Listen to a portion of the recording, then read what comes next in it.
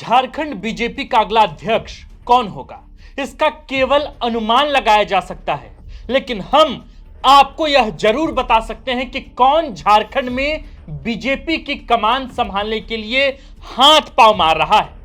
कौन है जो झारखंड भाजपा का अध्यक्ष बनने के लिए तिकड़मबाजी में लगा है।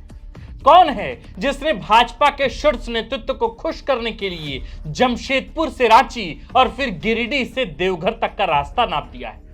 कौन है वह नेता जो गिरिडीह में हुए कथित सांप्रदायिक तनाव की घटना को समुद्र मंथन की तरह मथने में लगा है ताकि उसके मृत प्राय सियासी करियर को अमृत धारा मिल जाए। कौन है वह नेता जो झारखंड में भाजपा का पूरा कंट्रोल अपने हाथ में चाहता है। आखिर कौन है वह शख्स जिसने ओबीसी आबादी के गणित को समझकर इक्वेशन बिठाना शुरू कर दिया है।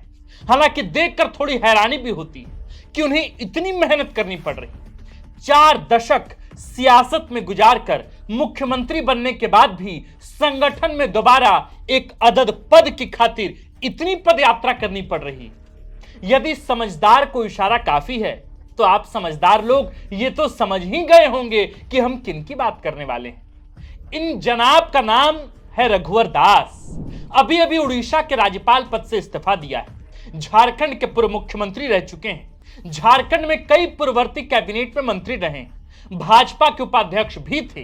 भाजपा संगठन में 4 दशक बिताने के बाद राज्यपाल का पद मिला था, लेकिन राजभवन में मन नहीं लगा। रघुवर दास वापस झारखंड की सक्रिय राजनीति में लौट गए। जाहिर है कि महासचिव या उपाध्यक्ष बनने तो नहीं आए, चुनाव लड़े नहीं थे तो नेता प्रतिपक्ष का पद मिलता भी नहीं। बचा फिर क्या, प्रदेश अध्यक्ष का पद। झारखंड में बाबूलाल मरांडी दोबारा विधायक दल का नेता चुन लिए गए।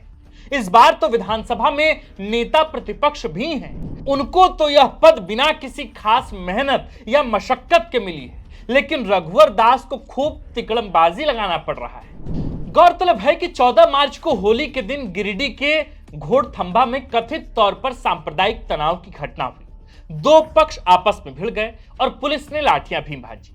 जैसा कि होता आया है, भारतीय जनता पार्टी के नेताओं ने हेमंत सोरेन सरकार पर मुस्लिम तुष्टीकरण करने का आरोप लगाकर ट्वीट किया। आरोप प्रत्यारोप का लंबा दौर जारी है, लेकिन इसी बीच रघुवर दास गिरिडीह पहुंच गए। चिर परिचित अंदाज में एसडीएम को फटकारा, पुलिस को लताड़ लगाई, प्रशासनिक अधिकारियों को डराते धमकाते नजर आए।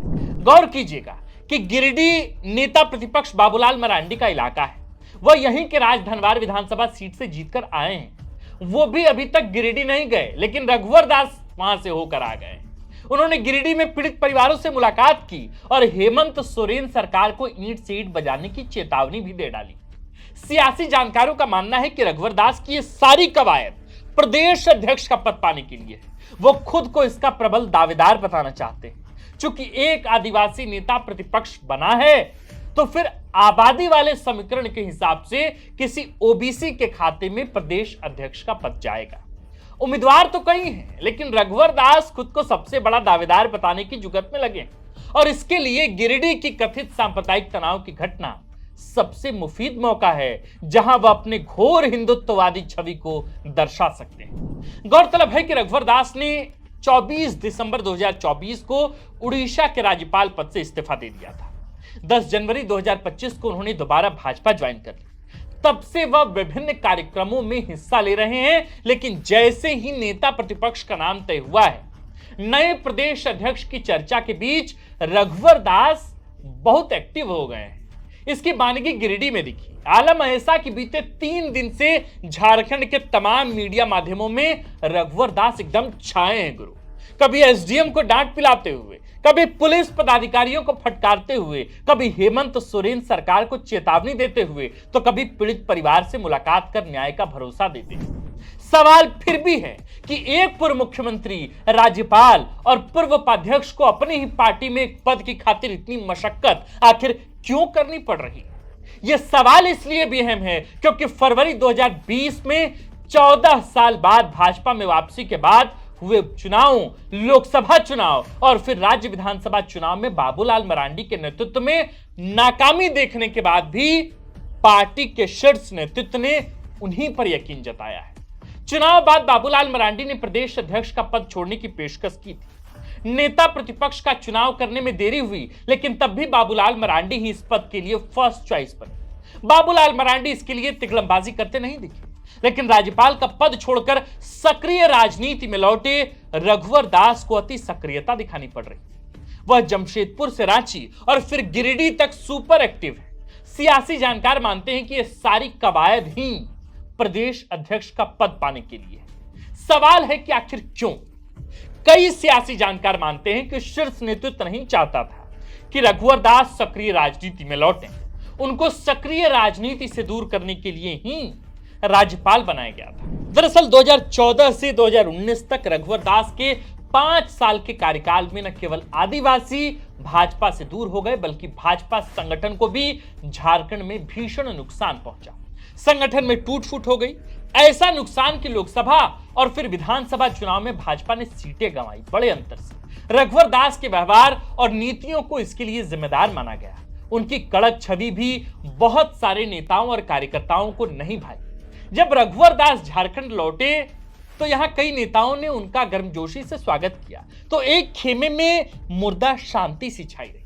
अब सवाल है कि क्या शीर्ष नेतृत्व वाकई नहीं चाहता कि रघुवर दास को पार्टी की कमान सौंपी जाए? क्या रघुवर दास को कंट्रोल देने से झारखंड भाजपा के अनियंत्रित हो जाने की आशंका है, खतरा है? क्या रघुवर दास की दावेदारी का विरोध झारखंड का ही खेमा करने लगा है? बाबूलाल मरांडी को चुनावी राजनीति में नाकामी के बाद भी विधायक दल का नेता चुना गया। पहले लोकसभा और फिर विधानसभा चुनाव में करारी हार के बाद भी बाबूलाल मरांडी झारखंड भाजपा के थिंक टैंक में शामिल हैं, लेकिन रघुवर दास को मशक्कत करनी पड़ रही। सोचिए आज क्या आलम है। क्या रघुवर दास का यह प्रसंग या यूं कहें कि यह तमाम प्रयास रंग लाएगा? क्या किसी एक बिंदु पर सहमति बन पाएगी? बड़ा सवाल है, पर जवाब पता नहीं। आपको क्या लगता है? क्या गिरिडीह में जो तथाकथित सांप्रदायिक दंगे हुए या जो वहां स्थितियां खराब हुई, क्या उस पूरे मुद्दे को भुनाने का प्रयास रघुवर दास ने महज प्रदेश अध्यक्ष बनने की खातिर किया है? आपको क्या लगता है? क्या रघुवर दास की इतनी सक्रियता यह बतला रही है या यूं कहें कि यह एक राजनीतिक संकेत है कि रघुवर दास प्रदेश अध्यक्ष के लिए या यूं कहें कि प्रदेश अध्यक्ष पद के लिए लॉबिंग कर रहे हैं? आप इसको इस बात से भी समझ सकते हैं कि जो कि वो पूरा इलाका ही बाबूलाल मरांडी के हिस्से आता है। वे राजधनबार से चुनकर आते हैं। राजधनबार में ही इतनी बड़ी घटना घट जाती है, लेकिन बाबूलाल की वहां उपस्थिति नहीं हो पाती। लेकिन जमशेदपुर से रघुवर दास वहां पहुंच जाते हैं, देवघर से रघुवर दास वहां पहुंच जाते हैं। क्या इसके कुछ और भी मायने हैं क्या? आपको क्या लगता है? आप रघुवर दास के एक्शंस को किस तरीके से डिकोड करते हैं? जरा आप हमें कमेंट में लिखकर बताइए। बाकी आप देख रहे थे द फोर्थ पिलर। हमारा नाम आकाश आनंद है, कैमरे के पीछे नीरज, और इस खबर को लिखा है हमारे प्रिय साथी और कंटेंट हेड सूरज ठाकुर ने। शुक्रिया।